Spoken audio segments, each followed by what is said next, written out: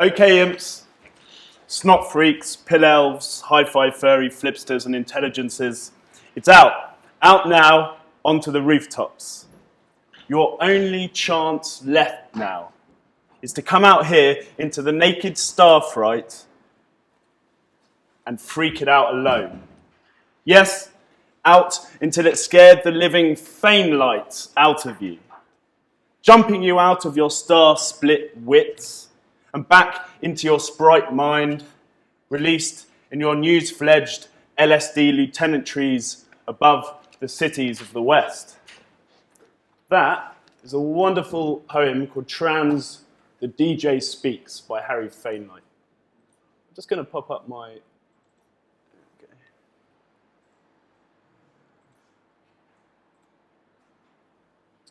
He wrote this poem in 1965, right in the middle of the burgeoning countercultures of the 1960s, which included protest movements, what some scholars call the permissive society.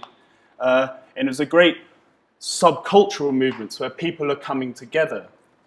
Now, LSD is definitely seen as part of this process. But here he is writing a poem in 1965, which he's isolated. There is a DJ speaking over the highways to him alone, and he's asked to go and freak out on his own on a roof. Seems the very antipathy of the usual narratives about this period of poetry. The stanzas go on. Trans, trance, transistors. Shrieking the bisexual superhet electronic guts out of them to coast and transatlantic, and all the way back round again and again and again, the hair of those transatlantic telephonists left crackling behind them. The other important element of this is the trans element, the being two sides of a boundary, the expanding to new. And Harry Fainlight really embodies this. He's described as an Anglo-American poet. His mother was American, his father English. He moved back and forth across the Atlantic 3 or 4 times before the age of 11. So he had quite a lot of upheaval as a young man. But more than this, he also kind of went beyond the kind of moral boundaries of the 1950s. He was a homosexual who couldn't express himself, certainly in 1950s Britain, when they were still chemically castrating people for being homosexual. And he suffered some mental health problems throughout his life, this kind of point of paranoia that he kind of lived on for a lot of it, which started emerging in his first year of university. His mum describes him as having a nervous crisis.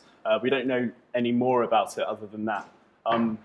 But he has a little visit to America where things begin to change quite radically for him. And I'm going to run over his life biographically, and in the middle of which, we're going to contextualize a couple of his poems about LSD and mescaline, look at those in a little more detail, and ask how the wider counterculture around him and his own life really informed this style of poetry that he's using. But he left Cambridge University, he went to Pembroke College, and he became an advertising executive. And his, not the, probably typical of someone leaving Cambridge, but for someone who ended up as a kind of member of the London underground counterculture, not the first thing you'd think of. His sister Ruth Fainlight, who herself is quite a famous poet, had a lover at the time, was a guy called Alan Sillitoe, who was known as one of the angry young men writers of the 1950s. She was a bit more bohemian, she'd left home earlier. They were kind of opposites in this sense, and she went to visit him while he was suited and booted, and he took his older sister out to dinner to try and show off to her. And she later wrote, he must have already felt the impossibility of conforming to the expectations and limitations of that image. He didn't feel very comfortable with it. He wanted to kind of deal with it. So the way he did that was he left to go to New York, where he'd been born originally, and he'd already lived twice before, but he wanted, as an adult, to go and experience it. I'm going to start talking about America in a little bit, but he started publishing poetry around the same time in this magazine, Encounter. Now this is a pretty good literary journal for the 1950s, but as almost everything you look at to do with psychedelics and politics of the 1950s, this is a slight aside, it was funded by the CIA. It began life as a anti-Stalinist leftist paper, and the MI5 and the CIA got together and wanted to kind of rouse against communist neutrality, and they wanted people to rise up against this left, and they thought the arts was an important way to do this. So they funded this magazine. Harry Fainlight started publishing it in about 1958. So I'm going to keep saying 18-something because that's my other study project. So I'm kind of a century out half of the time. His poetry is quite interesting so far as over the course of about 1959 to 1964, there's this very steady change where Harry Fainlight emerges in the poetry. To begin with, when you read his poetry, he is absent from it. In fact, there is human presence, but it's by its absence that it's notable. It's always evidential and directed towards. So, for example, he wrote, "A warm evening from windows open on air shafts and streets, television screens flicker like faint summer sheet lightning." Poems are quite pastoral, and the human is absent. But over the course of the next 4 or 5 years, Harry Fainlight himself begins to emerge within this poetry. One notable one from 1962 is called Morning. And it's discussing waking up with your lover in the morning.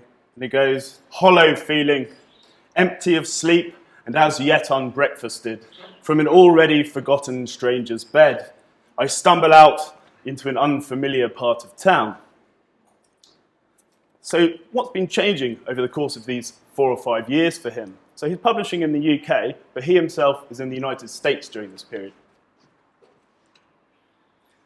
He's living in Chinatown. There's actually a picture of 42nd Street in about 1966, which is quite famous for its cinemas and mischief.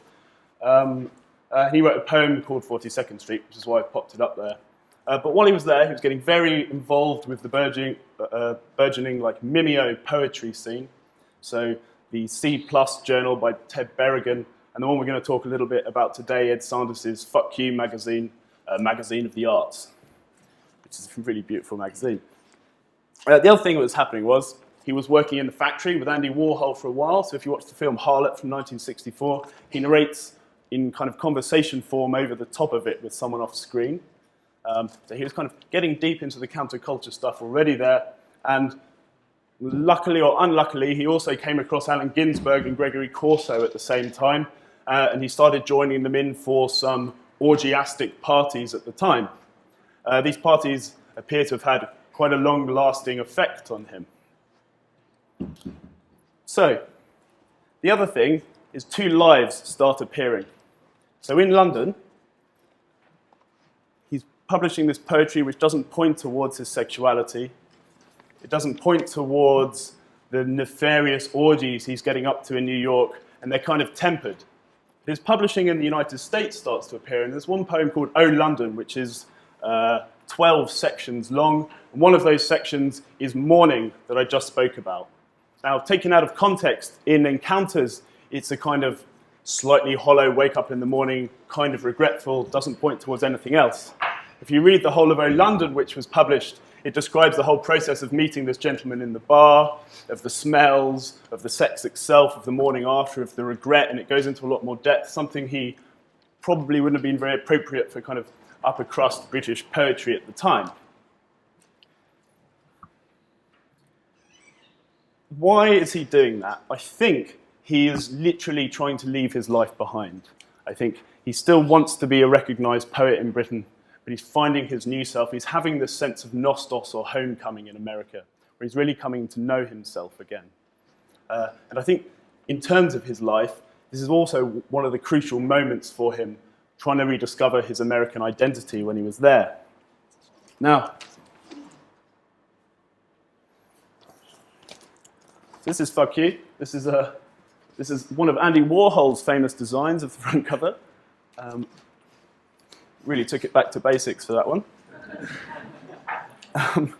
But obviously, psychedelic substances were really, really important to the beat culture at the time. They were a way of looking at the experience of poetry in a very literal way, and they were very interested in writing whilst they were high, trying to record the rhythms and the beats and the smells and the way they were experiencing it in its literal functioning as it was happening.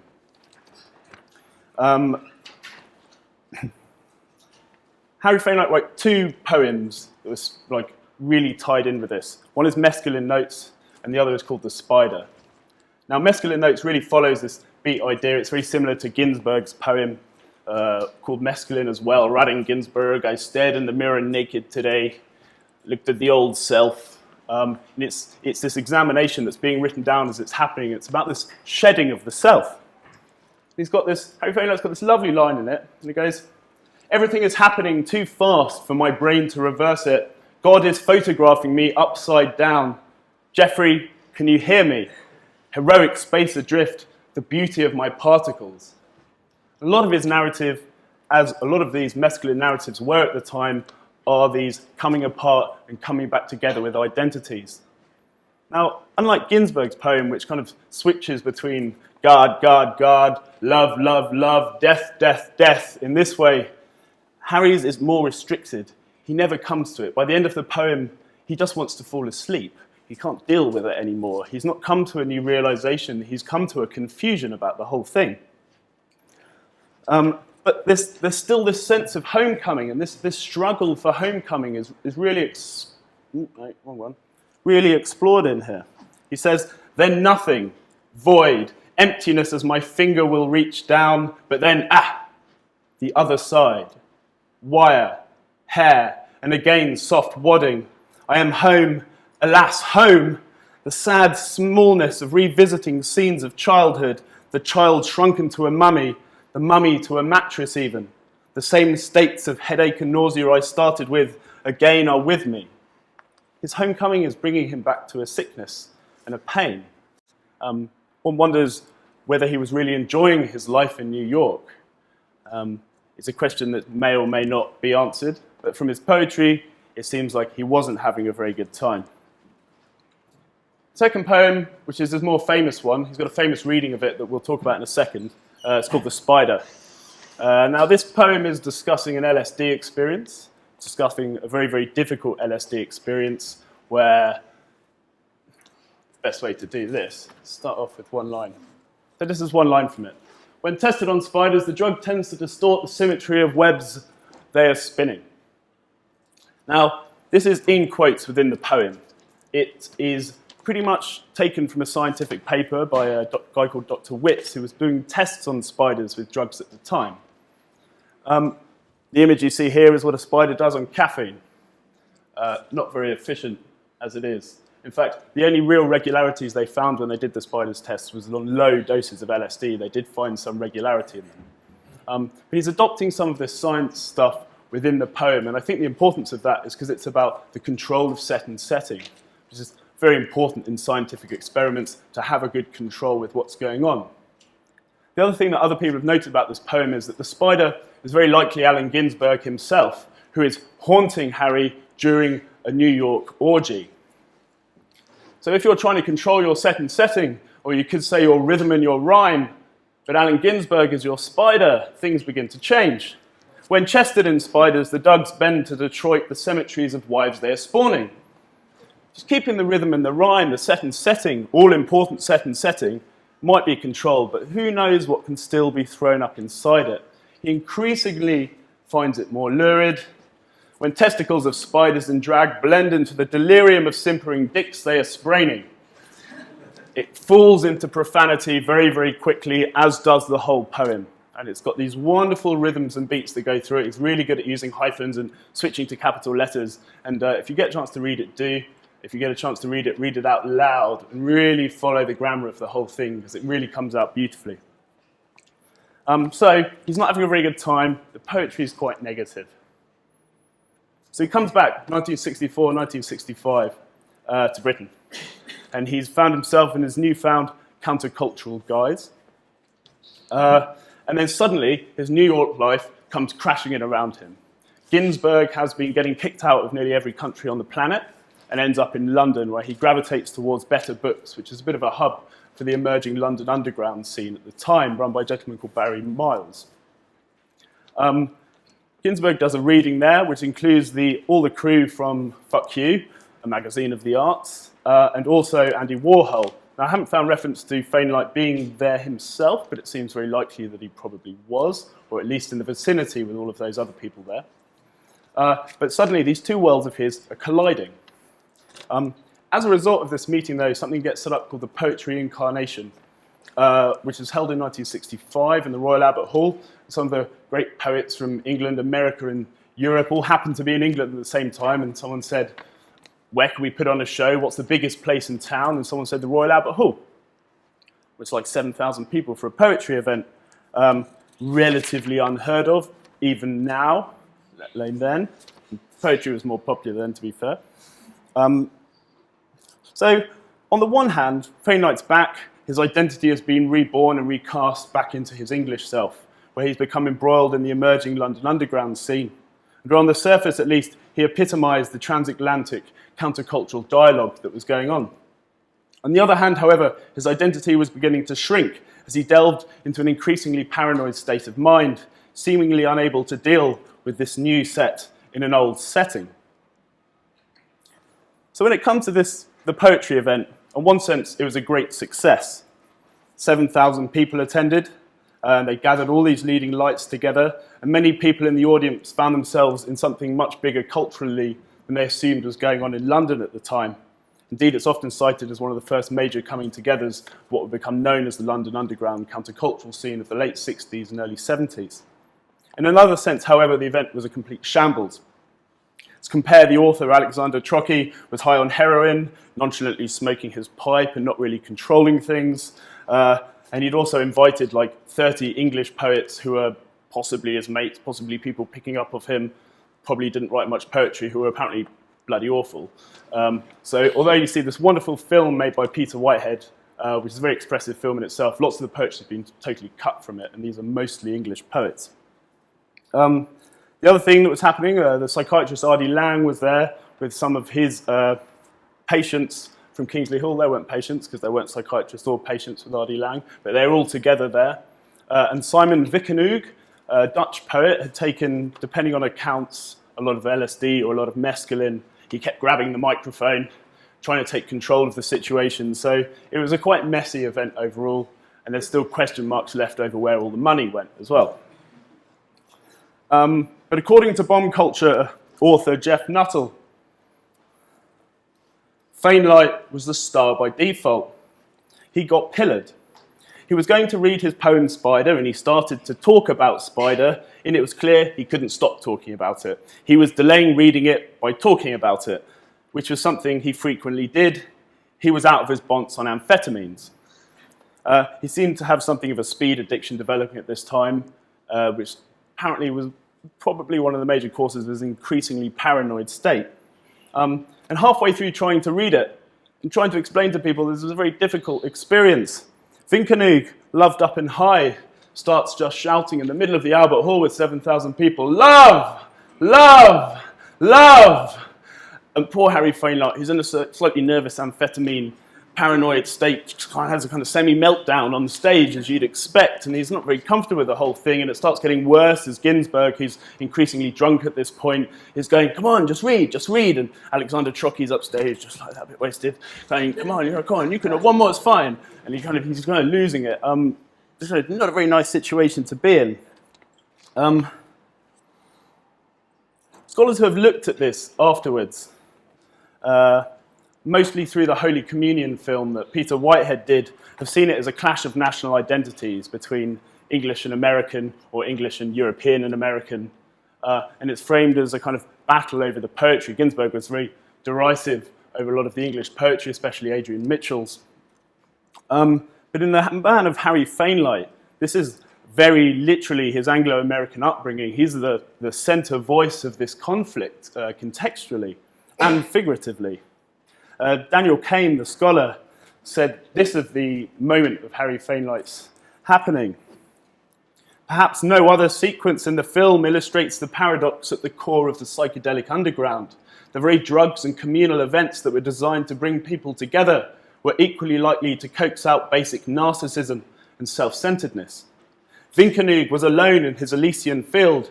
Fainlight was alone, enraged and embarrassed in response to what he believed was an unbearably public humiliation. For Fainlight, however, this evocation of Narcissus was of course quite the reverse. This moment in which he achieved perhaps the widest audience of his life. He was left isolated on stage, which no doubt compounded his amphetamine abuse, came to be the defining episode of his life."